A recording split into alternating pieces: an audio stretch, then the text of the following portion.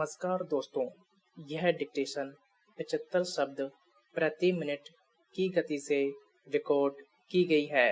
Dictation शुरू होने में शेष हैं 5 सेकेंड।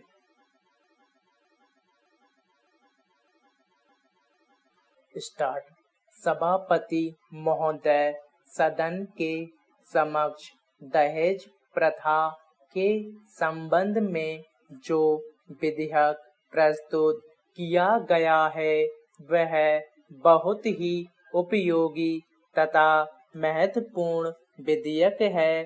मैं इस सदन से निवेदन करना चाहता हूँ कि इस विधेयक पर विस्तार से चर्चा की जाए और ऐसा कानून बनाने की सिफारिश की जाए जिससे समाज की इस बहुत बड़ी बुराई को जड़ से मिटाया जा सके।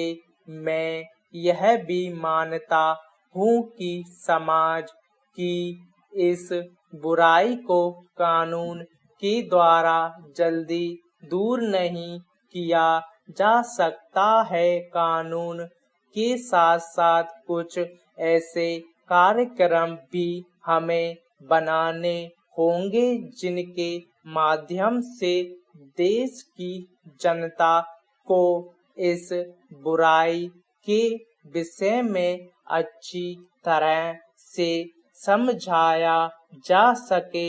दहेज प्रथा पुराने समय में हिंदू धर्म में प्रचलित थी, लेकिन अब धीरे धीरे यह प्रथा सभी धर्मों में बीमारी की तरह फैल चुकी है और अब धीरे धीरे एक व्यवसाय का रूप ले चुकी है। हिंदू समाज में विवाह भी एक पवित्र धार्मिक कार्य माना जाता था, लेकिन उसके साथ साथ धन दौलत और लेन देन का व्यवसाय भी जुड़ गया है। पेरा महोदय, इस बुराई को दूर करने के लिए हमें कानून भी बनाना होगा और साथ साथ पूरे देश में इसके लिए हमें एक जनमत भी तैयार करना होगा जिससे लोग इस बुराई के विषय में अच्छी तरह से जान सकें।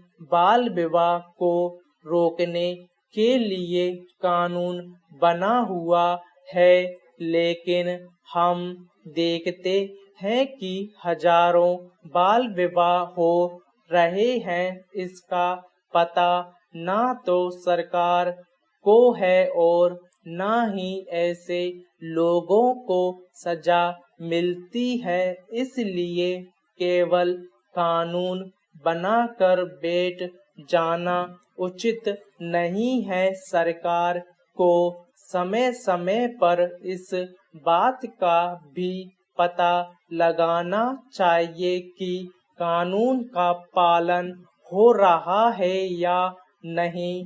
मैं आपसे निवेदन करना चाहता हूँ कि केवल कानून बनाने से सामाजिक बुराई को समाप्त नहीं किया जा सकता है।